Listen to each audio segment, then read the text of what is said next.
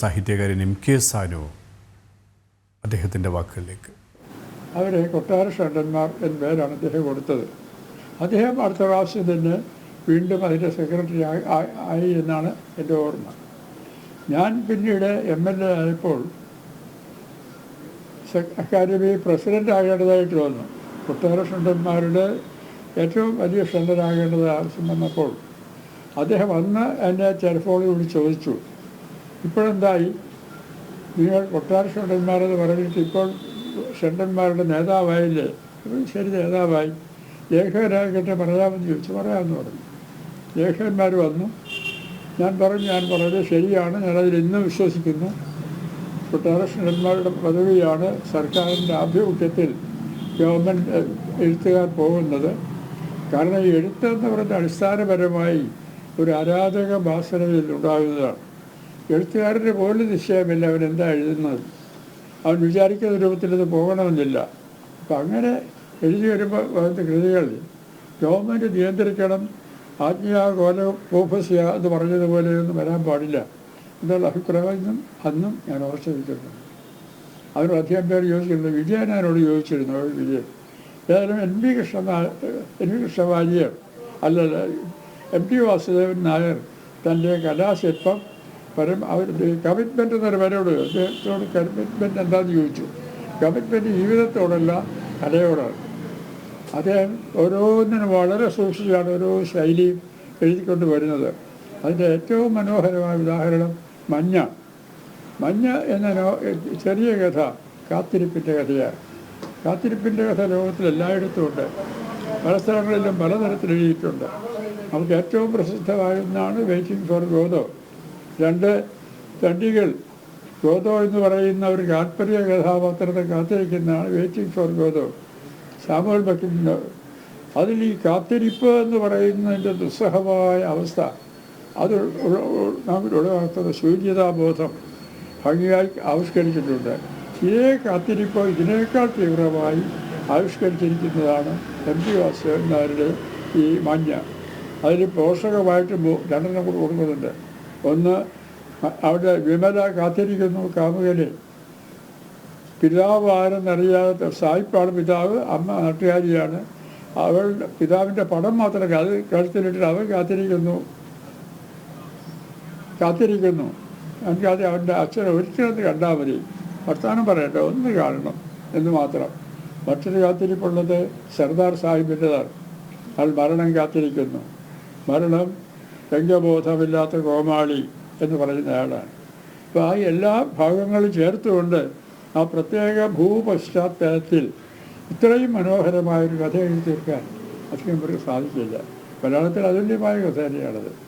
അങ്ങനെ തൻ്റെ ഏകാന്ത വീഥിയിലൂടെ ആദ്യത്തെ കഥ സർക്കാർ ജോലി അല്ല, സർക്കസിൽ ജോലി ചെയ്യുന്ന സ്ത്രീകളെ ഉപയോഗിച്ചുകൊണ്ടാണ്. അത് ആദ്യം ഇദ്ദേഹം തോറ്റുപോവുകയാണ് ചെയ്തത്. ഒന്നാമതായി ജയിച്ചത് KT മുഹമ്മദാണ്. ന്യൂയോർക്ക് ഹെറാൾഡ് ട്രിബ്യൂണൊരു ലോകമത്സരം നടത്തി. 1 KT മുഹമ്മദിനും 2 MT വാസുദേവൻ കിട്ടി. പക്ഷേ KT മുഹമ്മദ് അദ്ദേഹത്തിൻ്റെ ഫീൽഡ് എന്ന് പറയുന്ന നാടകമാണ്. അങ്ങോട്ട് പോവുകയും MT തൻ്റെ മേഖലയായ കഥയിലേക്ക് വരികയും ചെയ്തു. അങ്ങനെ എഴുതി വരുന്ന ഓരോ കഥയും അദ്ദേഹം നല്ലതുപോലെ മിനുസപ്പെടുത്തി ചിന്തയിലിട്ട് അത് പെർഫെക്റ്റ് ആക്കാതെ അദ്ദേഹം പുറത്ത് വിടുകയില്ല എന്നുള്ളത്. അതിൽ തന്നെയും ഈ സാഹിത്യം എന്നൊക്കെ നമ്മൾ പറയുമ്പോൾ മണിപുടൻ്റെ സാഹിത്യത്തൊക്കെ പറയും. സാഹിത്യത്തിൽ ചിരന്തരമായ ചില വിഷയങ്ങളുണ്ട്. അതിലൊന്ന് മരണമാണ്. മരണം എല്ലാ കാലത്തും സാഹിത്യത്തിൽ നിലനിൽക്കുന്നൊരു വിഷയമാണ്. നമ്മളെല്ലാ കാലത്തും അലട്ടുന്നതും നമ്മളെല്ലാ കാലത്തും ചിന്തിപ്പിക്കുന്നതുമായ ഒരു വിഷയമാണ്, പിടികിട്ടാത്ത വിഷയമാണ്. അതുപോലെ തന്നെ ഒന്നാണ് സ്നേഹം. അരിഗറി ഓഫ് ലവ് എന്നൊരു പുസ്തകമുണ്ട് ഇംഗ്ലീഷിൽ. അത് ഈ സ്നേഹം ഏതേതെല്ലാം രീതിയിൽ വിശ്വസാഹിത്യത്തിൽ പ്രതിപാദിതമായിരിക്കുന്നു എന്ന പുസ്തകം. അങ്ങനെ ഇത്തരം ചിരന്തരമായ മൂല്യങ്ങൾ അത് കേന്ദ്രീകരിച്ചുകൊണ്ടാണ് അദ്ദേഹം തൻ്റെ എല്ലാ കഥകളും ആവിഷ്കരിച്ചു കൊണ്ട് പോകുന്നത്. അത് പുരാണമായാലും സമകാലിക ജീവിതമായാലും എല്ലാത്തിനും ചെയ്യും. കാരണം പ്രത്യേകിച്ച് പാപം അദ്ദേഹത്തെ ചിന്തിപ്പിക്കുന്ന ഒന്നാണ്. മനുഷ്യൻ എന്തുകൊണ്ട് പാപം ചെയ്യുന്നു? അത് വലിയ ചിന്താവിഷയമല്ല, കാരണം നമുക്ക് ആർക്കും അറിഞ്ഞുകൂടാത്തതാണ്. യഹോവ കായനോട് ചോദിച്ചു, നീ നിൻ്റെ സഹോദരനെ വെട്ടിക്കൊന്നു, നിനക്ക് എന്താ കാര്യം ചോദിച്ചപ്പോൾ അവൻ പറഞ്ഞത്, എന്താണ് കായൻ പറഞ്ഞത്? കായൻ പറഞ്ഞത്, ഞാൻ എൻ്റെ സഹോദരൻ്റെ സൂക്ഷിപ്പുകാരനാണോ എന്ന്. ആ മൈ ബ്രദേഴ്സ് കീപ്പർ. അവൻ ഇറ്റേണൽ ഫ്യൂജിറ്റീവ് ആൻഡ് വാഗബോണ്ട് നടത്തതാണ്. അവൻ ഇപ്പോഴും ഭൂമിയിൽ ജീവിച്ചിരിക്കുന്നുണ്ട്. ദുഷ്ടത മരിക്കുന്നില്ല. ദുഷ്ടത നിരന്തരമായി നിലനിന്ന് പോയിരുന്നു. നമ്മുടെ പുരാണത്തിൽ അശ്വത്ഥാമാവ് എന്താ ചെയ്യുന്നത്? ധർമ്മയുദ്ധം. അവസാനം സ്ത്രീകളും കുഞ്ഞുങ്ങളും ഉറങ്ങുന്ന ആ പാളയത്തിന് മുഴുവൻ തീയിട്ട് കരിച്ച് പിഞ്ചു കുഞ്ഞുങ്ങൾ വെന്ത് മരിക്കുക തീയിൽ. ആ ക്രൂരത കണ്ട് സന്തോഷിച്ച അശ്വത്ഥാമാവ് ചിരഞ്ജീവിയാണ്. അവ തിന്മ എന്ന് പറയുന്നത് ദുഷ്ടത, മനുഷ്യ സ്വഭാവത്തിൻ്റെ കാതലായ ഭാഗത്ത് തന്നെ ഇരിക്കുകയും അതിനെതിരായി ദൈവികമായ ശക്തികൾ സകലീകരിക്കുന്നത് ഒരു മഹത്തായ ഒരു ധർമ്മയുദ്ധമാണ് വാസ്തവത്തിൽ ജീവിതം. അതിൻ്റെ ഒരു അംശം വളരെ ചുരുക്കം പേരെയാണ്, ഒരാൾക്ക് അധികം പേര് കാണാറില്ല.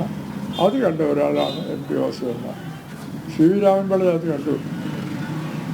ഉഗ്രഹരിപഞ്ചാരൻ തുടങ്ങിയ കഥാപാത്രങ്ങളിലൂടെ ഒരു നിർത്തിയോളം നമ്പൂതിരിയിലൂടെ ചന്ദ്രവനൻ കണ്ടു. അങ്ങനെ ചുരുക്കം പേര് മലയാളത്തിൽ കുമാരനാശാൻ കണ്ടു. പക്ഷെ അതിൻ്റെ കൂട്ടത്തിൽപ്പെടുന്ന സനാതനമായ മൂല്യങ്ങൾക്ക് കാവ്യത്തിൻ്റെ മാധുര്യം നൽകി സനാതനമായ ഭംഗിയോടുകൂടി കാലത്തെ അതിജീവിക്കത്തക്ക തരത്തിൽ സൃഷ്ടിച്ച ഒരു ശില്പിയാണ്, സാഹിത്യ ശില്പിയാണ് നമ്മുടെ കാലഘട്ടത്തിൽ ഇപ്പോൾ നമ്മെ വിട്ടുപിരിഞ്ഞിരിക്കുന്നത്. അദ്ദേഹത്തിൽ വ്യക്തിപരമായി എനിക്ക് അടുപ്പമുണ്ടായിരുന്നു. ആ അടുപ്പം അദ്ദേഹം ചെയ്തു കൂട്ടിയ സാഹിത്യ സേവനങ്ങൾ സാഹിത്യേതരമായി എഴുത്തച്ഛൻ സ്മാരകം അദ്ദേഹം ഉണ്ടാക്കിയതാണ്. വേറൊരാൾക്കുണ്ടാക്കാൻ പറ്റിയില്ല. അതുകൊണ്ടൊക്കെ സ്മാരകങ്ങൾ, അദ്ദേഹം കാണിച്ച നേരിയ സ്നേഹങ്ങൾ ഇതെല്ലാം ഓർമ്മിച്ചുകൊണ്ട് മനസ്സ് നീറുമ്പോഴും ആ ജീവിതം മലയാളത്തിൽ എക്കാലത്തും കാലത്തിൻ്റെ കഠിനങ്ങളായ പരീക്ഷണങ്ങളെ അതിജീവിച്ചുകൊണ്ട് അവശേഷിക്കും എന്ന് പ്രവചിക്കാൻ എനിക്ക് കഴിയില്ല. സാഹിത്യകാരൻ MK സാനു അദ്ദേഹത്തെ അനുസ്മരിക്കുകയായിരുന്നു. മലയാള സാഹിത്യത്തിൽ കഥാപാത്രങ്ങളെ അത്രത്തോളം തന്മയത്വത്തോടെ അവതരിപ്പിച്ച ഒരു എഴുത്തുകാരൻ. അദ്ദേഹത്തിൻ്റെ കാലഘട്ടത്തിലെ ജീവിക്കാൻ കഴിഞ്ഞത്, അദ്ദേഹത്തിൻ്റെ എഴുത്തിൻ്റെ അക്ഷരപുണ്യം നുകരാൻ കഴിഞ്ഞത് ഓരോ അനുവാചകനും ഓരോ ആസ്വാദകനും ഒരു പുണ്യമാണ് എന്ന് തന്നെയാണ് അദ്ദേഹം സൂചിപ്പിച്ചത്. സനാതന മൂല്യങ്ങൾ അത്രത്തോളം എഴുത്തിലേക്ക്, കഥാപാത്രങ്ങളിലേക്ക് സന്നിവേശിപ്പിച്ച് ധാർമ്മികത, ആ മൂല്യങ്ങൾ, ജീവിതത്തിൽ ഉയർത്തിപ്പിടിക്കേണ്ട മൂല്യങ്ങൾ അതെത്രത്തോളം ഇന്ന് അദ്ദേഹം എഴുത്തിലൂടെ കാണിച്ചു എന്ന് തന്നെയാണ് MK സാനു സാക്ഷ്യപ്പെടുത്തിയിരിക്കുന്നത്.